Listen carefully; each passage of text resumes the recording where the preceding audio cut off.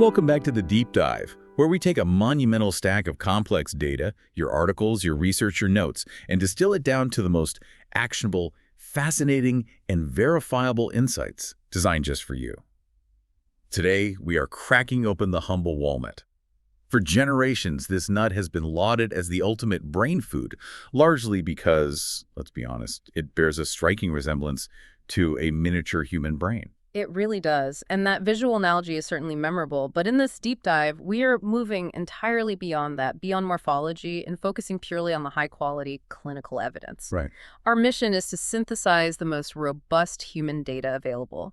We've compiled systematic reviews, multiple meta-analyses of randomized controlled trials, RCTs, including pivotal ones like the massive WAHA trial. You'll definitely get into that one. Oh, yes. And we've also got the long-term, highly adjusted cohort studies like the Nurses' Health Study and Pre-to-Med sub-studies. I mean, this stack really represents the gold standard in nutritional science. Okay, so let's unpack this with some real scientific rigor. We're all aware of the generalized health advice, eat more nuts, but our mission today is much sharper than that.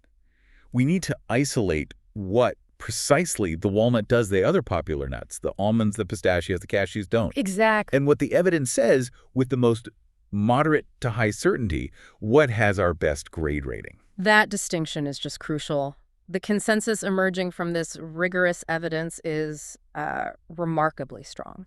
Walnuts offer modest but, and this is key, clinically supported benefits, particularly for your heart and perhaps most compellingly for your lifespan. And we can confidently identify the mechanisms that are driving these specific outcomes. And what gives the walnut this unique leverage? What is its superpower, so to speak, in the tree nut world? It really boils down to nutritional chemistry and a unique lipid profile. Walnuts are the only common tree nut that provides a substantial, truly meaningful amount of plant-based omega-3. Okay, the only one. We call it alpha-linolenic acid, or ALA. This unique factor, the balance it brings to your diet, fundamentally changes its metabolic role compared to, well, virtually every other nut you find on the grocery shelf.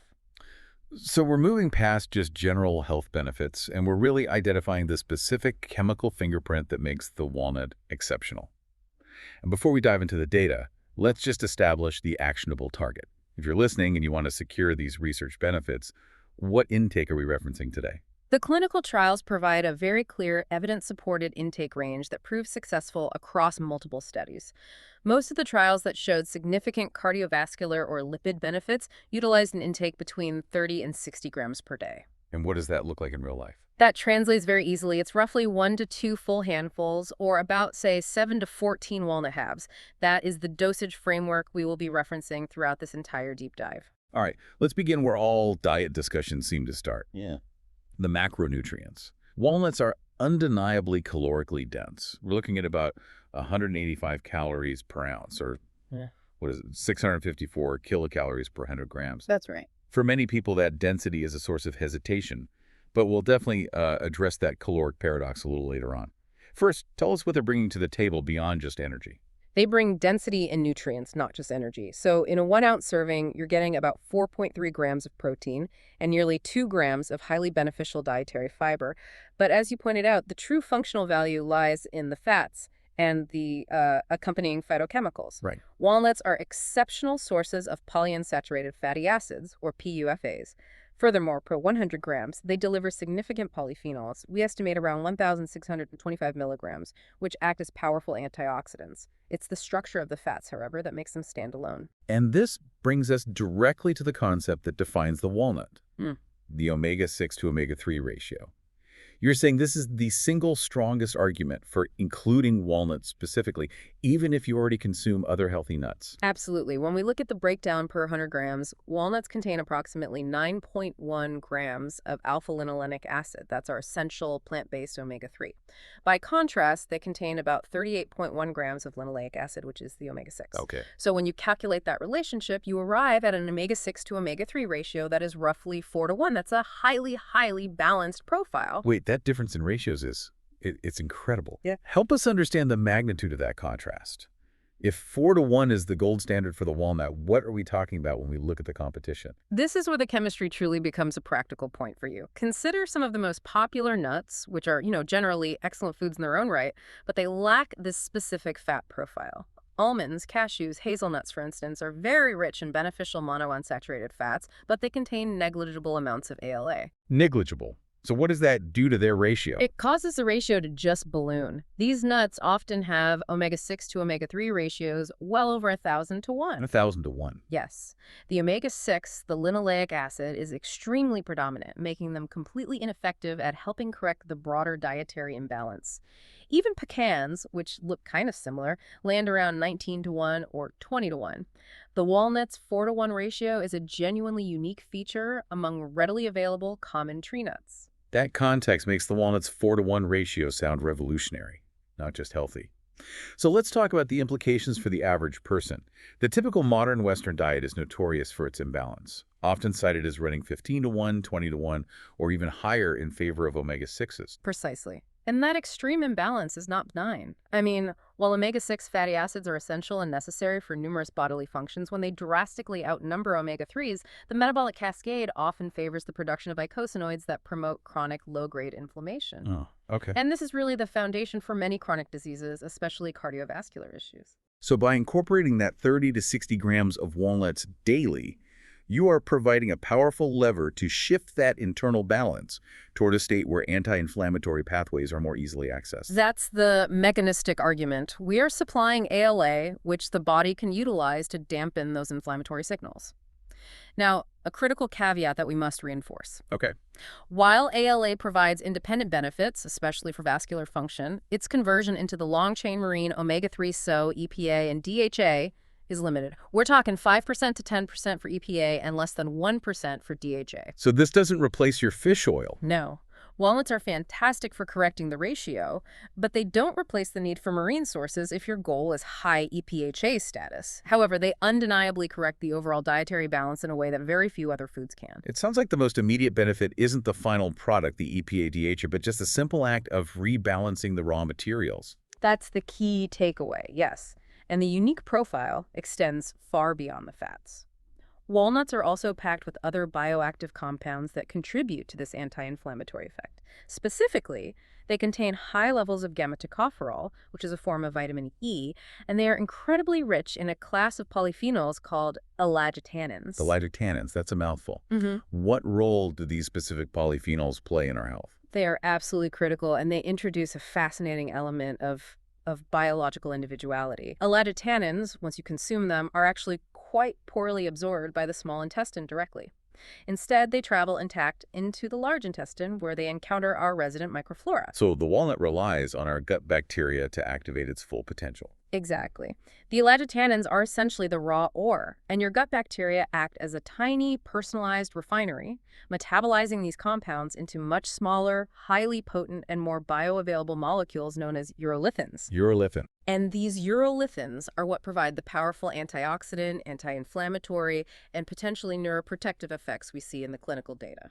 That's a profound connection. It means the health benefit is mediated not just by what you eat, but by who is home in your gut to process it. That's a level of nuance most people just don't associate with eating a handful of nuts. It sets the stage perfectly for our final thought later because it explains why some individuals might derive significantly greater functional benefit than others simply due to their unique microbial profile. This walnut-gut interaction is a fantastic example of the complexity underpinning simple dietary advice. So if the unique fat profile is the why, the cardiovascular outcome is the most certain what. This is where the evidence transitions from plausible mechanism to consistent, high-certainty clinical results. Yeah. Let's focus first on the foundation, the impact on blood lipids. Right. The evidence base here is robust and rated moderate to high certainty. We have meta-analyses consolidating the findings of up to 26 randomized controlled trials involving well over 1,000 participants, and the findings are highly consistent. So, very strong data. Very. A walnut-enriched diet produces modest but statistically significant improvements in key atherogenic markers. What should you, as a listener, perhaps someone who is monitoring your own cholesterol, expect in terms of specific numbers if you consistently integrate that 30 to 60 grams daily? The most robust and predictable results are seen in total cholesterol and LDL cholesterol, the so-called bad cholesterol. Walnut-enriched diets consistently lower total cholesterol and LDL cholesterol by a range of, on average, 4 to 10 milligdl. Okay, 4 to 10 points. Yes, when compared to standard control diets. And some high-quality reviews focusing on specific trial designs have even reported reductions as high as 9 to 16 mg/dL. While triglyceride reduction is also frequently observed, the consistency across all the meta-analyses is strongest for total and LDL cholesterol. 4 to 10 points might sound small to some people, but when you consider that this is achieved through a simple dietary addition without medication, and it's highly reproducible across dozens of independent trials, that becomes very significant. It's very significant. But is the mechanism just, substituting healthy fat for bad fat? Or is something deeper happening in how our body handles these cholesterol particles? That's a great question, and it takes us into fascinating mechanistic research, often done in these highly controlled inpatient RCTs. It is much deeper than substitution. Walnuts fundamentally alter the circulating fat particle profile in a favorable way. These studies showed favorable shifts in lipoprotein subclasses. Specifically, we see a significant reduction in apolipoprotein B, or ApoB. Okay, for those keeping score at home, what is ApoB and why is reducing it so important? Right, so apolipoprotein B is a protein found on the surface of most of the potentially dangerous cholesterol particles, your LDL, VLDL, and others.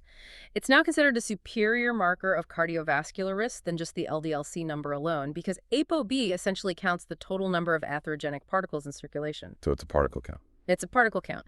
Reducing ApoB means reducing the sheer number of vehicles available to deposit cholesterol in your artery walls. So you're not just lowering the cholesterol inside the particle, you're reducing the total count of the particles themselves. That's a big difference. Exactly.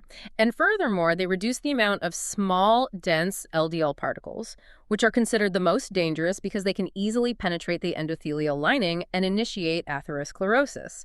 And here is where it gets highly technical but incredibly important. Let's do it. Lipidomic analyses from human trials identified a measurable reduction in specific atherogenic ceramide species. Atherogenic ceramide species. That sounds like something you absolutely do not want circulating in your bloodstream. You do not. Ceramides are a class of lipid molecules, and high levels of certain ceramide species are strongly associated with poor outcomes like insulin resistance, metabolic syndrome, and cardiovascular disease. They're essentially bad actors that contribute directly to the thickening and clogging of the artery walls. Wow. The fact that walnut consumption measurably lowers these specific dangerous compounds suggests a mechanism that moves far beyond simple dietary fat exchange and into active anti-atherosclerosis intervention. That is a stunning level of biological detail, all resulting from just eating a few nuts. Okay, so moving beyond the blood profile, the evidence also points strongly toward functional improvements in our physical vasculature. Correct. The evidence for improving vascular function and endothelial health is rated moderate certainty. Both acute trials, so where subjects consume a single walnut-enriched meal, and chronic daily intake trials show consistent improvements in the function of the endothelium. And when we talk about endothelial function, we're talking specifically about flow-mediated dilation, FMD. That ability for the arteries to dilate and regulate blood flow, right? That's the key metric here. It is the key non-invasive biomarker. Healthy, flexible arteries are essential. We've seen remarkable results, such as one acute RCT where a walnut meal led to a 64% greater improvement in postprandial FMD compared to a control meal rich in olive oil. 64% better. Right. And when looking at chronic consumption over weeks or months, the meta-analyses confirm a modest but significant FMD improvement overall. What are the primary drivers of this vascular benefit? Is this still just the ALA? It's synergistic. While ALA is a factor, the benefit is attributed to the combination of ALA, the potent polyphenols that convert into urolithins, and the high content of the amino acid arginine. Arginine? Yes. Arginine is a direct precursor to nitric oxide, which is the gas molecule that signals the smooth muscle cells in the arterial wall to relax and dilate. So, walnuts improve nitric oxide bioavailability, and that is the direct mechanism for the observed improvement in vascular elasticity and health. This cumulative evidence, lowered LDL, reduced dangerous particles, and improved arterial flexibility, it sets the stage perfectly for the long-term longevity data.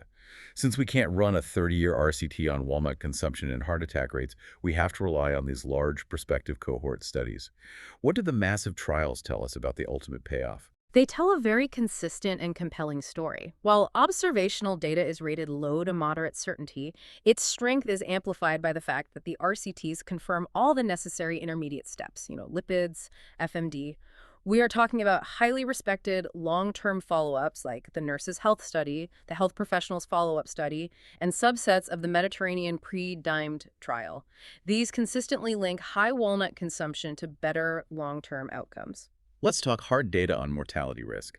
This is a statistic that really resonates with people focused on maximizing their health span. The data is striking. When researchers specifically analyzed the cohort participants who were high walnut consumers, and that was defined as eating 5 or more servings per week, they found this group had a 14% lower risk of all-cause mortality. 14%. That means 14% lower risk of dying from anything during the study period after adjusting for lifestyle, smoking, and other diet factors. More specifically, they saw a 25% lower risk of mortality specifically due to cardiovascular disease, CVD. A 25% relative reduction in CVD mortality just from consistent walnut consumption. That's a huge number for a dietary addition. It absolutely is. And it's reinforced by dose-response analyses. One massive pooled analysis looked at 20 different cohorts and found that the maximum mortality reduction benefits appeared to plateau around the 28 grams per day mark, right at the lower end of our evidence-based 30 to 60 gram recommendation. I see. This confirms that even a single handful provides substantial protective benefit. And the ultimate metric of longevity, Yeah. years gained. Did the researchers translate these percentage reductions into actual additional years of life expectancy? They did, and this is perhaps the most impressive statistical takeaway for you, the listener. The analysis from the NHS and HPFS cohorts showed that high walnut consumption, that 5 serving per week threshold, was associated with an estimated 1.2 to 1.3 years of gained life expectancy at age 60 when compared to people who rarely or never consumed walnuts. 1 to 1.3 years of extra life expectancy, calculated using rigorous adjusted life table methodology. That is an enormous return on investment for simply incorporating a handful of nuts into your routine. It contextualizes those earlier 410 mg/dL reductions perfectly. It reframes the whole discussion. This isn't just about a healthier blood test. It's about fundamentally altering your trajectory for healthy aging and reducing the incidence of premature death tied to heart disease. The evidence for the walnut as a longevity tool is, well, it's undeniable. Okay, let's turn our attention back to the great paradox we introduced earlier, the weight neutrality paradox. How can a food that is so calorically dense, 654 calories per 100 grams, deliver these massive health benefits without adding unwanted pounds? This is the primary concern for most people when adding nuts to their daily diet. It's a very common and a very rational concern. The evidence for the weight neutrality of walnuts is rated moderate certainty because it has been observed consistently across multiple long-term RCTs, notably the 2-year walnuts and healthy aging trial, the WAHA trial. What? That trial and meta-analyses of many shorter studies conclusively reports that walnut-enriched diets do not lead to significant weight gain compared to control diets, even when the subjects are essentially adding hundreds of extra calories daily. So, if the calories are being consumed but the weight isn't accumulating, the calorie label must be misleading us about the net energy absorbed, right? Precisely. The mechanism is a combination of 2 factors, but the primary driver is incomplete energy absorption. The genius of nature is in the physical structure of the whole walnut kernel. The fat is encased within complex cell walls and a dense fiber matrix. Okay. And human metabolic ward studies, where researchers meticulously track calorie input and output, have shown that a significant portion of the fat remains physically trapped. It's simply inaccessible to our digestive enzymes. So the body just processes this material and excretes the unabsorbed fat calories. Exactly. Estimates derived from these metabolic studies suggest that up to 21% of the total fat calories in whole walnuts bypass digestion entirely and are excreted in the stool. Therefore, the net caloric impact is significantly lower, perhaps 20% lower, than what the standard nutritional label suggests. That is a crucial insight. It solves the paradox. You're getting the health benefits of the omega-3s and polyphenols, but your body isn't fully recognizing the caloric cost. And the second factor is energy compensation. Trials have shown that walnut consumption increases satiety. In short-term feeding studies, subjects experience increased levels of the fullness hormone peptide YY. Right, PYY. This increased feeling of fullness helps subjects naturally compensate for the added calories by reducing their intake later in the day or simply feeling less hungry, contributing further to the overall weight neutrality. That addresses the weight question completely. Now, let's transition into metabolic control. We often associate high-fat foods, even healthy ones, with concerns about insulin response. What does the evidence say about walnuts and glycemic markers? The evidence here is more nuanced and therefore rated low to moderate certainty. While large observational studies strongly link long-term nut consumption to a reduced risk of type 2 diabetes, the short-term RCT data is mixed and inconsistent. Where do we see the strongest positive signals then? The positive signals tend to be seen in specific populations, often those who are already metabolically compromised, such as obese adults or those with prediabetes. Some mechanistic RCTs have shown modest improvements in markers of insulin resistance, such as a reduction in insulin AUC, area under the curve, and subtle improvements in insulin resistance scores like HOMA-IR. But the core markers like fasting blood sugar or long-term HbA1c, they don't show a clear, consistent effect. That's right. For the general healthy population, short-term trials do not show a measurable impact on fasting blood sugar or HbA1c. The takeaway is that walnuts seem to subtly improve insulin sensitivity and reduce inflammatory stress on the system, which is particularly beneficial for those already struggling with metabolic health. I see. But they aren't a standalone intervention for blood glucose control. It aligns with the theme we've seen. The greatest benefit is often in protecting an already compromised system. Before we move on, we have to touch on a specific, unique benefit uncovered by a high-quality RCT, the specialized benefits for men. This is a remarkable finding because it's so specific and came from a well-controlled, randomized trial. The study focused entirely on male fertility parameters. It found that consuming a slightly higher dose than the cardiovascular target, 75 grams of walnuts daily for 12 weeks, yielded statistically significant improvements in key areas of sperm quality. Exactly, approved. The improvements were seen in sperm motility, so how well they swim, morphology, their shape, and vitality. The thought is that the incredibly potent antioxidant and ALA profile helps protect the fragile cell membranes of the sperm from oxidative damage, which is a major factor in poor fertility markers. Right. And given the rigor of the RCT, this finding holds a moderate certainty rating for this specific population and outcome. So walnuts offer a unique, actionable intervention for cardiovascular health, weight management via the caloric paradox, and potentially male fertility, all supported by clinical trial data. Now we finally tackle the most iconic claim of the walnut, that it's the ultimate brain food. Based on everything we've discussed, the mechanisms, the ALA, the urolithins, the anti-inflammation, it all makes sense for brain health. But what does the highest level clinical proof say? This is the area of greatest discrepancy between popular perception and scientific certainty. We have to start with the elephant in the room, the Walnuts and Healthy Aging, or WAH, trial. Yeah. This was the largest, longest, and most ambitious RCT dedicated to walnuts and cognition, involving 708 healthy older adults over 2 full years of consistent consumption. A 2-year intervention designed to finally answer this question. What was the verdict on the primary outcome? Global cognition. The primary outcome was unequivocally neutral. The WA trial found no significant overall effect on global cognition across the entire population tested after 2 years. None at all. So for the healthy elderly, we simply cannot make a high certainty recommendation that walnuts will enhance your brain power. The overall certainty level for cognitive enhancement remains low W. That result must have been disappointing, given the sheer size and investment in the trial. What does a neutral primary finding in a trial that large really tell us about the future of this research? It tells us 2 things. First, cognitive enhancement in already high-functioning, healthy individuals is incredibly difficult to achieve purely through diet. And second, the study design may have been too broad. While the primary finding was neutral, the researchers, as good scientists do, dove into the pre-specified subgroup analyses. And here, we do see some suggestive signals that keep the hope alive. What specific subgroups showed potential benefit? Post hoc and sub-studies suggested potential benefits, not necessarily in enhancement, but in preservation for specific subgroups. These included participants who started the study with lower baseline cognitive function, lower educational attainment, or those who adhered to a notably poor diet quality prior to the trial. Why would those groups respond, but the general healthy population wouldn't? Well, we can hypothesize that the benefit is about cognitive preservation, or a sort of rescue, rather than enhancement.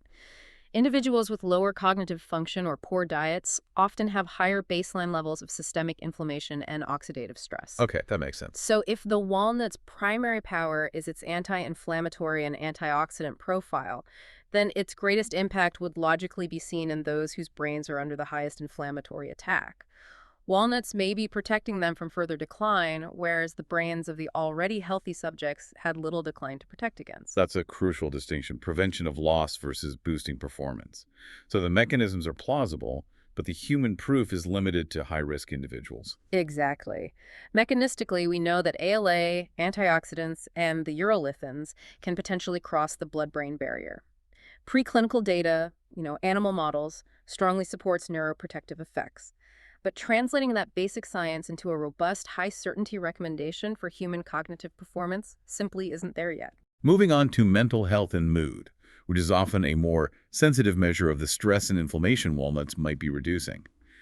Do the signals get clearer here? They remain LOW certainty, but they are arguably more intriguing, especially because some smaller trials have focused on acute stress populations. The results are mixed, suggesting a sensitivity to population demographics and context. Can you walk us through those specific trial findings? Certainly, one interesting double-blind crossover RCT focused on college students, a population known for fluctuating stress and inconsistent diets. That study suggested an improvement in overall mood scores, but the effect was predominantly concentrated in males. Only in males. Predominantly, yes.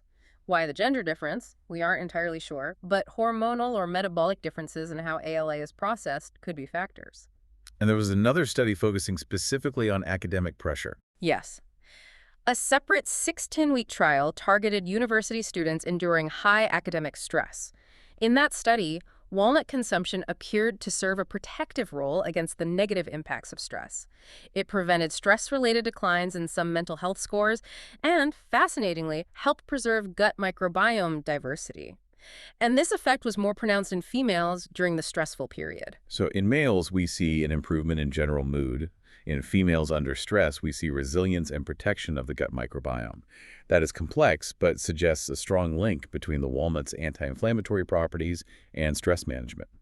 It connects back to the entire pathway. Walnuts reduce inflammation, they improve the gut environment, which, produces mood-regulating metabolites, and this translates into measurable mental health resilience under pressure. Furthermore, large observational studies consistently show an inverse association between general nut consumption and symptoms of depression. Right. So while we can't prescribe walnuts as a treatment, the weight of suggestive evidence here is substantial enough for those concerned with general well-being and stress management. We've built a strong case for walnuts as a cardiovascular and longevity tool. Now let's make this actionable. We need to bridge the scientific findings with clear, practical advice for you, the listener. To reiterate, what is the single effective dose they should target daily for sustained benefits? The evidence is strongest and most consistent for the range of 30 to 60 grams per day. That lower boundary of 30 grams, about 1 handful or 7 halves, is where we see the mortality benefits plateauing in the large cohort studies. And the higher end, up to 60 G, consistently showed the best results for lipid and vascular improvements in the RCTs. And the male fertility dose was higher. Yes. If you're targeting the specialized male fertility benefit, the successful dose was slightly higher at 75 grams. Next critical piece of advice. So, Should we be buying shelled or unshelled, raw or roasted? Does processing destroy the valuable compounds we just spent all this time celebrating? you should always prefer whole walnuts, raw or very lightly roasted. This is the physical form that was used overwhelmingly in the most successful high-quality RCTs, including WAHA. And the reason for this preference comes down to the delicate chemistry. Tell us why heat is the enemy of the walnut's superpower. Heat, especially high-temperature commercial roasting or prolonged high-heat baking, poses two major threats. First, it accelerates the oxidation of the delicate polyunsaturated fats, particularly the alpha-linolenic acid. Oxidized fats are counterproductive and they lose their anti-inflammatory power. Okay. Second, heat degrades some of the heat-labile antioxidants, like specific polyphenols and the gamma-tocopherol form of vitamin E. So while light toasting might be acceptable for flavor, you risk compromising the potency of the critical POFAs and antioxidants. So if you want the full synergistic effect, you need the whole raw nut. Yeah. And that brings us to the structure itself. You mentioned that the fiber matrix is key for the caloric paradox, but what about the skin, the pellicle, that slightly bitter, papery layer that clings to the kernel? The pellicle is absolutely essential, and removing it is a mistake if maximizing health benefit is the goal. Consuming the whole nut retains the skin, which is where the bulk of the potent phytochemicals reside. I see. Research shows that the pellicle contains anywhere from 12 to 20 times higher concentration of phenolic compounds than the kernel itself. If you blanch or remove that skin, you are stripping away a massive portion of the antioxidant and anti-inflammatory firepower, the very compounds that convert into urolithins in your gut. That puts a fine point on it. Buy whole, raw, or just barely roasted, and eat the skin. Now, given how sensitive those ALA fats are to heat and oxidation, storage must be the most critical practical advice we can give the listener. It truly is the single most important practical tip for retaining potency and ensuring you're consuming beneficial, not rancid, fats. Walnuts have a higher susceptibility to rancidity, to oxidation, than most other nuts due to that high unstable ALA content. Okay, so what do we do? To preserve their potency, minimize oxidation, and maintain flavor, you must store them in an airtight container in the refrigerator, or, even better, the freezer. Walnuts stored in a typical pantry for months are highly likely to be rancid, which completely defeats the purpose of buying them for their health benefits. Excellent point on food quality. Finally, does timing matter? Should we eat them as a morning snack or as part of a meal? For sustained benefits like lipid lowering and mortality reduction, consistency is the key. Consuming the dose daily is what matters most. However, acute trials looked at the immediate postprandial period, what happens immediately after you eat, and found that consuming walnuts with meals significantly improved postprandial endothelial function. Interesting. They appear to mitigate the temporary vascular stiffness that can occur after a meal. So adding them to your breakfast oatmeal, your salad at lunch, or blending them into a smoothie is a supported strategy for immediate vascular benefit. Moving into safety. For any food we recommend as a daily staple, we must discuss potential adverse effects, contraindications, and medication interactions. The obvious primary safety concern with walnuts, as with all tree nuts, is allergy. That's the absolute contraindication. Walnuts are one of the big 8 allergens, and the prevalence of tree nut allergy affects roughly 0.5% of the adult population in developed countries. It's also important to note that cross-reactivity with pecans is common, given their botanical relationship. If you have a known tree nut allergy, strict avoidance is required. Let's discuss medication interactions, particularly since we've established these benefits are profoundly cardiovascular. What about blood thinners? This is a frequently asked question and requires careful nuance. Firstly, we must clarify the vitamin K status. Walnuts are generally low in vitamin K compared to leafy greens. So for patients on anticoagulants like warfarin, typical dietary consumption of walnuts is unlikely to cause clinically significant interactions based on vitamin K content alone. But the ALA content is an omega-3, and omega-3s do have a mild antiplatelet activity, which influences blood clotting. Does that warrant caution? It does warrant prudence, yes. While there are no documented clinical reports of major adverse interactions stemming from food-level walnut intake, the mild antiplatelet activity of omega-3s means that patients on high-dose anticoagulants or those on multiple antiplatelet medications should discuss consistent, high daily intake, especially 60 grams or more, with their prescribing clinician. Okay. The risk is likely negligible for the average person, but any significant consistent change in diet warrants medical monitoring in that vulnerable population. Are there any other common daily medications that require consideration? The other key interaction relates to thyroid hormone replacement medication, specifically levothyroxine. Due to the high fiber and complex fat content of walnuts, there is a theoretical potential for mild reduction in the absorption of the drug if consumed too closely together. The standard advice to mitigate this is simple. Separate your walnut take by approximately 4 hours from your levothyroxine administration. And for general tolerability, particularly GI effects? Any sudden large increase in fiber or fat intake can lead to mild gastrointestinal upset, things like bloating, gas, or mild digestive discomfort. We strongly advise that you start with a moderate portion, perhaps 30 grams, and gradually increase your daily intake to allow the GI tract and the microbiome sufficient time to adjust. Finally, we've leaned heavily on high-certainty evidence today, but no field of research is perfect. If we were to fund the next wave of studies, where are the key gaps in evidence we need to address? There are 3 major areas where we need refinement. First, despite the incredibly strong observational data on longevity, we still lack the gold standard multi-year randomized controlled trials powered for hard endpoints. We need studies tracking actual heart attack, stroke, or dementia incidents, which are hugely expensive but necessary for definitive proof. And given the highly nuanced findings of the WAHA trial regarding cognition, what's the next logical step there?